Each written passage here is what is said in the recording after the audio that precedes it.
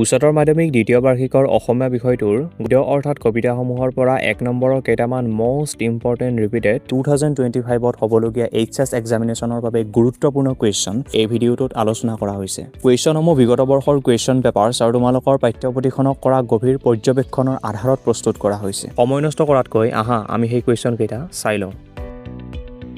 1 number কুৱেশ্যনটো হৈছে শংকৰদেৱ আৰু মাধৱদেৱৰ প্ৰথম সাক্ষাতক কি বুলি অভিহিত কৰা হৈছে? এই কুৱেশ্যনটো 2017 চনত আহিছিলে। 2 নম্বৰ কুৱেশ্যনটো হৈছে বৰগীতৰ ভাষা কি? এই কুৱেশ্যনটো আহিছিলে 2019 চনত। 3 নম্বৰ কুৱেশ্যনটো হৈছে মাধৱদেৱে ৰামায়ণৰ কোনটো কাণ্ড ভাঙনি কৰিছিল?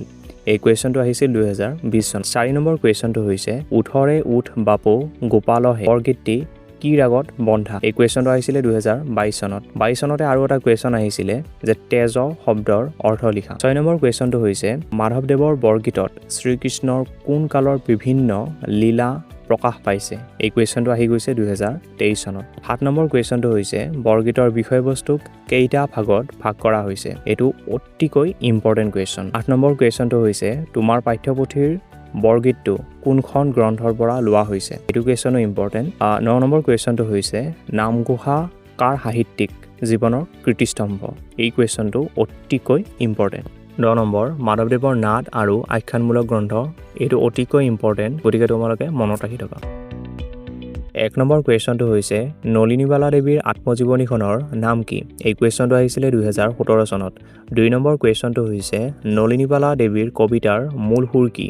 এই কুৱেশ্যনটো আহিছিলে 2019 চনত। 3 নম্বৰ কুৱেশ্যনটো হৈছে বিশ্বদীপা শীৰ্ষক জীৱনীমূলক গ্ৰন্থখনৰ ৰচক কোন? এই কুৱেশ্যনটো আহিছিলে 2020 চনত। 4 নম্বৰ কুৱেশ্যনটো হৈছে স্মৃতি তীৰ্থ শীৰ্ষক জীৱনীমূলক গ্ৰন্থখনৰ ৰচক। এই কুৱেশ্যনটো 2025 চনৰ এইচএছ এক্সামিনেশ্যনৰ বাবে অতিকৈ গুৰুত্বপূৰ্ণ। 5 নম্বৰ কুৱেশ্যনটো হৈছে জাগৃতি কাব্যগ্ৰন্থৰ ৰচয়িতা কোন? এই কুৱেশ্যনটো আহিছিলে 2022 চনত। 6 নম্বৰ কুৱেশ্যনটো হৈছে অলকানন্দা কাব্যগ্ৰন্থৰ ৰচয়িতা কোন? এই কুৱেশ্যনটো অতিকৈ গুৰুত্বপূৰ্ণ।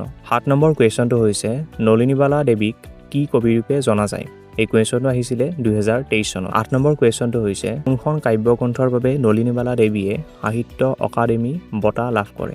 এই কুৱেশ্যনটো 2025 চনৰ এইচএছ এক্সামিনেশ্যনৰ বাবে অতিকৈ গুৰুত্বপূৰ্ণ। 9 নম্বৰ কুৱেশ্যনটো হৈছে নলিনীবালা দেৱীক কেতিয়া ভাৰত চৰকাৰে পদ্মশ্ৰী উপাধি প্ৰদান কৰে? 10 নম্বৰ কুৱেশ্যনটো হৈছে অতীন্দ্ৰিয়বাদী বা ৰহস্যবাদী বুলি জনপ্ৰিয় কবিগৰাকী কোন? এই দুয়োটা কুৱেশ্যনে 2025 চনৰ এইচএছ এক্সামিনেশ্যনৰ বাবে অতিকৈ গুৰুত্বপূৰ্ণ। 1 নম্বৰ কুৱেশ্যনটো হৈছে জ্যোতিপ্ৰসাদ আগৰৱালাই কোনখন নাটকৰ জৰিয়তে নাট্যকাৰ হিচাপে আত্মপ্ৰকাশ কৰে? এই কুৱেশ্যনটো আহিছিলে 2017 চনত। 2 নম্বৰ কুৱেশ্যনটো হৈছে প্ৰবুদ্ধ জনতা শব্দটোৱে কি বুজাইছে? এই কুৱেশ্যনটো আহিছিলে 2019 চনত। 3 নম্বৰ কুৱেশ্যনটো হৈছে জ্যোতিপ্ৰসাদ আগৰৱালাই ইন্দ্ৰ মালতী কথাছবিখন কোন চনত নিৰ্মাণ কৰিছিল? এই কুৱেশ্যনটো আহিছিলে 2020 চনত। 4 নম্বৰ কুৱেশ্যনটো হৈছে পূজাৰ 16বিধ উপকৰণক এটা শব্দত কি বুলি কোৱা হয়? এই কুৱেশ্যনটো আহি গৈছে 2022 চনত। 5 নম্বৰ কুৱেশ্যনটো হৈছে জনতাৰ আহ্বান কবিতাটিত ভাৰতবৰ্ষৰ কোনটো আন্দোলনৰ প্ৰভাৱ পৰিলক্ষিত হয়? এই কুৱেশ্যনটো আহি গৈছে 2023 চনত। 6 নম্বৰ কুৱেশ্যনটো হৈছে অসমীয়া সাহিত্য সংস্কৃতি জগতত ৰূপ কোঁৱৰ অভিধাৰে কোনগৰাকী সাহিত্যিকক বিভূষিত কৰা হৈছে? এই কুৱেশ্যনটো 2025 চনৰ এইচএছ এক্সামিনেশ্যনৰ বাবে অতিকৈ গুৰুত্বপূৰ্ণ। 8 নম্বৰ কুৱেশ্যনটো হৈছে জ্যোতিপ্ৰসাদ আগৰৱালাৰ কবিতা পুথিখনৰ নাম কি? আৰু 8 নম্বৰ কুৱেশ্যনটো হৈছে প্ৰথম অসমীয়া কথাছবিখনৰ নাম কি? এই দুটা কুৱেশ্যনো 2025 চনৰ এইচএছ এক্সামিনেশ্যনৰ বাবে অতিকৈ গুৰুত্বপূৰ্ণ, গতিকে গোটেইকেইটা কুৱেশ্যনে তোমালোকে মনত ৰাখিবলৈ চেষ্টা কৰিবা। 9 নম্বৰ কুৱেশ্যনটো হৈছে জ্যোতিপ্ৰসাদ আগৰৱালাৰ কবিতাসমূহক একেলগ কৰি তেওঁৰ মৃত্যুৰ পিছত প্ৰকাশ কৰা কবিতা পুথিখনৰ নাম কি? এই ভিডিঅ'টোৰ PDF-টো অ'পেন কৰিবলৈ প্ৰয়োজন হোৱা পাছৱৰ্ডটোৰ প্ৰথম 4টা ডিজিট হৈছে 9962। 1 নম্বৰ কুৱেশ্যনটো হৈছে 𝗂𝗏𝗵ৃহিৰ ঘৰ কবিতাটো কোন চনত ৰচনা কৰা হৈছিল? এই কুৱেশ্যনটো আহিছিলে 2017 চনত। 2 নম্বৰ কুৱেশ্যনটো হৈছে বিশ্বশিল্পী মহাবিশ্বৰ কবিয়ে কাক বিশ্বশিল্পী বুলি অভিহিত কৰিছে? এই কুৱেশ্যনটো আহিছিলে 2019 চন আৰু 2022 চনত। 3 নম্বৰ কুৱেশ্যনটো হৈছে 𝗂𝗏𝗵ৃহিৰ ঘৰ কবিতাটি প্ৰথম ক'ত প্ৰকাশ পাইছিল? এই কুৱেশ্যনটো আহি গৈছে 2020 চনত। 5 নম্বৰ কুৱেশ্যনটো হৈছে চান্দা শব্দৰ অৰ্থ কি? এই কুৱেশ্যনটো আহি গৈছে 2023 চনত। 6 নম্বৰ কুৱেশ্যনটো হৈছে ৰান্দা শব্দৰ অৰ্থ কি? আৰু 7 নম্বৰ কুৱেশ্যনটো হৈছে প্ৰসাদ শব্দৰ অৰ্থ কি এই তিনিটা কুৱেশ্যনেই 2025 চনৰ এইচএছ এক্সামিনেশ্যনৰ বাবে অতিকৈ গুৰুত্বপূৰ্ণ 8 নম্বৰ কাঠমিস্ত্ৰীৰ ঘৰ কবিতাটি প্ৰথম প্ৰকাশ হৈছিল 1939 চনত দধি মহন্তই সম্পাদনা কৰা অসম ছাত্ৰ সন্মিলনৰ মুখপত্ৰ মিলনত এইটো তোমালোকে মনত ৰাখি থবা 9 নম্বৰ কুৱেশ্যনটো হৈছে কবি ধীৰেন্দ্ৰ চন্দ্ৰ দত্তৰ এখন কবিতা পুথিৰ নাম কি 10 নম্বৰ কুৱেশ্যনটো হৈছে কবি ধীৰেন্দ্ৰ চন্দ্ৰ দত্তৰ কাব্য সংকলনখনৰ নাম কি এই গোটেইকেইটা কুৱেশ্যনে 2025 চনৰ এইচএছ এক্সামিনেশ্যনৰ বাবে অতিকৈ গুৰুত্বপূৰ্ণ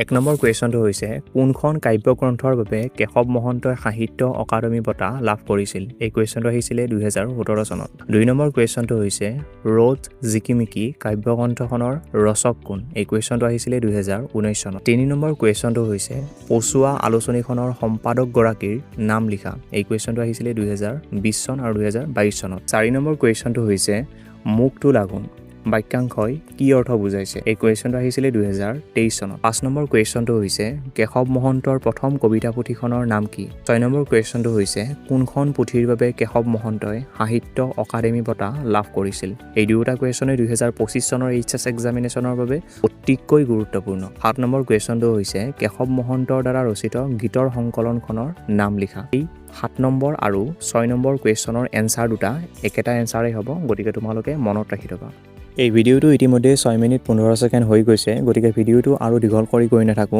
তোমালোকৰ পাঠ্যপুথিৰ পৰা ৰৈ যোৱা 𝗧𝗵𝗵𝗀𝗀 উভতি নহাৰ কবিতা আৰু কৰুণতম এই তিনিটা কবিতাৰে ইম্পৰ্টেন্ট কুৱেশ্যনসমূহ তোমালোকে ভিডিওটোৰ পিডিএফটোত পাই যাবা এই ভিডিওটোৰ পিডিএফটো ওপেন কৰিবলৈ প্ৰয়োজন হোৱা দ্বিতীয় 4টা ডিজিট হৈছে 5291 উচ্চতৰ মাধ্যমিক দ্বিতীয় বাৰ্ষিকৰ অসমীয়া বিষয়টোৰ গদ্যসমূহৰ পৰা 2 নম্বৰৰ ইম্পৰ্টেন্ট কুৱেশ্যনসমূহ তোমালোকে ইয়াৰ পাছৰ পাৰ্টটোত চাব পাৰি এইটো ভিডিওত আমি ইমানে আলোচনা কৰিলো আকৌ লগ পাম অন্য এটি নতুন ভিডিও তো আজিলৈ ইমানে জয় হিন্দ বন্দে মাতৰম জয় আয়ুষ